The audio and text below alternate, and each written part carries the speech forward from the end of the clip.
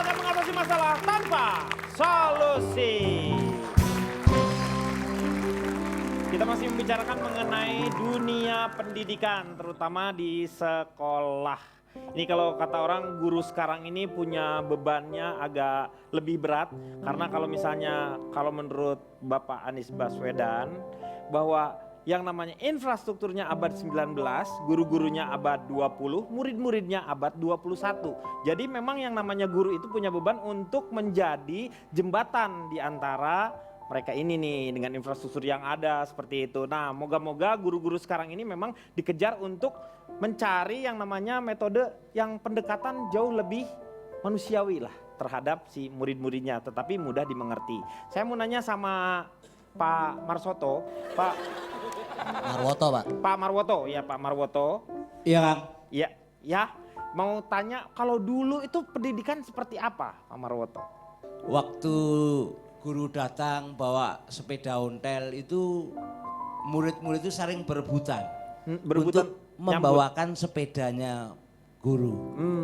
Hormat gitu ya. Hormat. Sekarang kan enggak. Sekarang sama guru, kalau dulu selamat pagi Pak Guru. Iya. Sekarang kadang-kadang ketemu guru, halo bro, kadang-kadang gitu kan. Saking deketnya. Saking deketnya Iya. tapi juga Jadi kehilangan etika. Karena apa? Karena efek daripada kemajuan zaman. Anak-anak sering main gadget sehingga kurang bersosialisasi. Ucapan hari raya cukup dengan WA, Iya, betul. Line, Iya. sehingga saling berdekatan ini susah sekali. Dia tidak terbiasa dengan kerja gotong royong. Iya. Itu yang mengakibatkan bersumbu pendek. Kadang-kadang dia cepat marah. Betul. Karena apa? Aku nggak kenal sama kamu nggak masalah. Teman aku masih banyak. Aku bisa komunikasi dengan teman-teman yang jauh. Kalau dulu pernah dihukum apa Pak Marwoto waktu dulu? Banyak sekali, Pak. Tuh kan sama juga. Masa Iya, sih? iya. Bukan karena kesalahan, Karena apa? kebodohan saya sendiri gitu. Kalau itu beda lagi. Kalau itu Iya. beda lagi. Hukumannya seperti apa sih dulu? Bersihin kamar mandi, sampai kamar mandinya gurunya di rumah suruh bersihin saya, Pak. Bapak itu dihukum apa suruh jadi pembantu, Pak? Cleaning service itu jadi. Tapi kalau Gigi sendiri pengalamannya seperti apa tuh waktu dihukum? Aku Gigi Ya. dari mahasiswa doyan clubbing, seneng jengkol dan sepak bola. Oh, disingkat apa tuh? Disingkat mading sekolah. Oke, mading sekolah, majalah dinding ya. Iya, majalah dinding. Aku dulu dihukumnya itu waktu itu paling parah sih, Iya. paling parah waktu itu karena terlambat. Aku dipukul pakai tongkat semafor, tahu kan tuh yang buat bendera semafor pramuka? Dipukul ke betis sampai hasilnya tuh kayak luka bakar gitu loh. Menurut kamu sesuai nggak hukuman seperti itu karena apakah kamu sudah beberapa kali terlambat atau baru sekali itu langsung dipukul? Pergantian kepala sekolah, jadi ini baru terlambat sekali, terus terlambatnya juga 5 menit. Itu kita Dipukul. semua yang terlambat tuh dibarisin, pukulin satu-satu. Sama kepala sekolahnya? Sama kepala sekolah kita Itu baru sendiri. terlambat sekali? Iya. Nah, Gigi terima nggak dihukum itu? Sebenarnya sih nggak terima karena kan yang namanya terlambat satu kali harusnya bisa dibilangin atau apa gitu kan. Tapi karena nggak bisa ngomong apa-apa juga dan zaman waktu itu juga dia otoriter sekali si kepala sekolahnya, jadi Terima aja. terima aja mau nggak mau. Kamu ngadu nggak waktu itu? Ngadu sama, karena kan orang tua lihat juga kan bekas Iya, itu ada kan. bekasnya. Itu kenapa kamu gitu kan? Tapi karena mungkin ini kali kepolosan aku kali ya, jadi aku bilang udah nggak usah nggak apa-apa. Gitu. Udah ngobrol sama orang tua, terus orang tua sempat masa sih kayak gitu gini. Mau didatengin ke sekolah juga dan sempat juga si kepala sekolah itu didatengin sama polisi-polisi. Ada beberapa polisi juga yang kesana, akhirnya si kepala sekolah itu dipindah tugaskan lagi ke sekolah yang lain. Oh, Gitu. akhirnya karena itu berarti kamu juga tahu bahwa tindakannya dia itu salah ya? Iya, akhirnya dari situ tindakannya salah.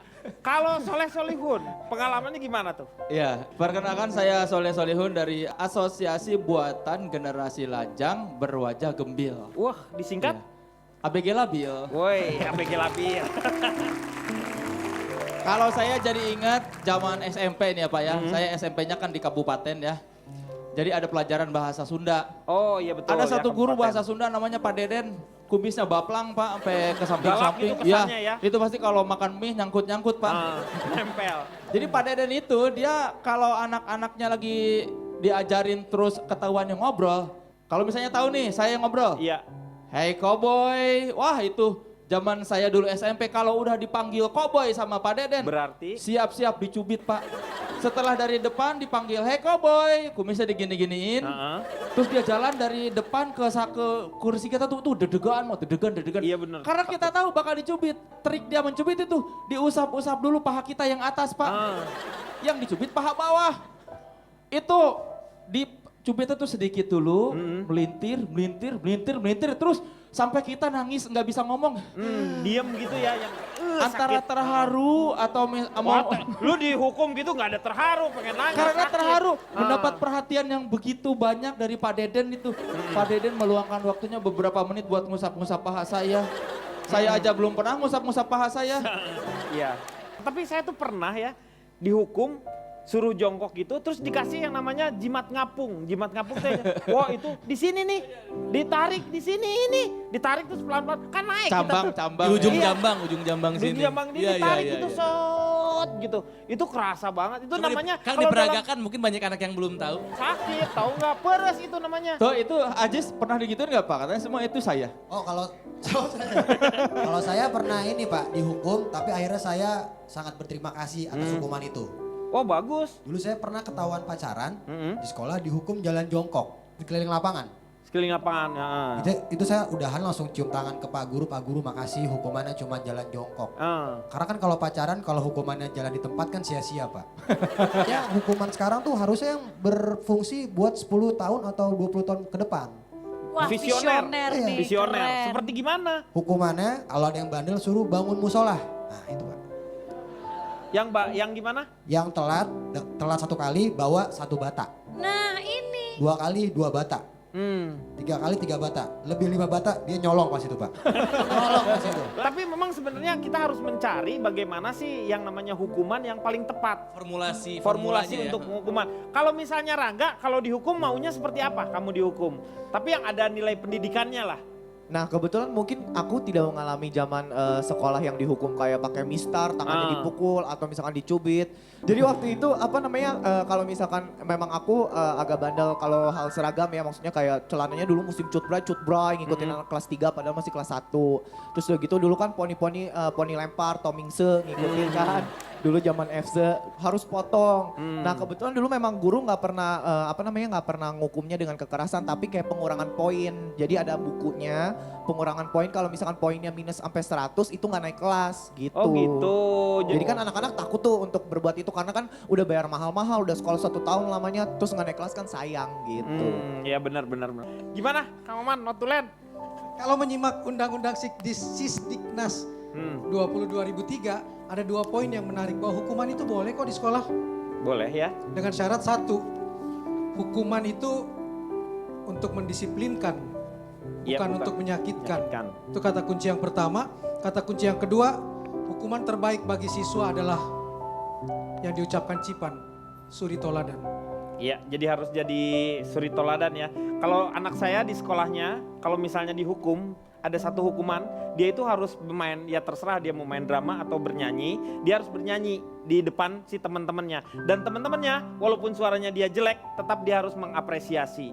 Itu sebenarnya ada 2, yang satu sebenarnya si anak belajar untuk percaya diri, yang satunya lagi dia mulai belajar untuk mengapresiasi, Iya. seperti itu. Karena terdidik itu beradab, tidak biadab. Iya. Oke. Kita akan lanjutkan setelah yang satu ini. Di sekolah yang kutunggu, tiada yang datang. Ku telah lelah berdiri, menanti-nanti. Pertanyaannya adalah, apa warna pelangi? Warna pelangi Pak. Ya. B. Merah, kuning, hijau. Merah, kuning, hijau. Abu-abu. Abu-abu. Ya. Lupa, saya lupa dia buta warna, Pak. Ntar dulu, gue cek jawab.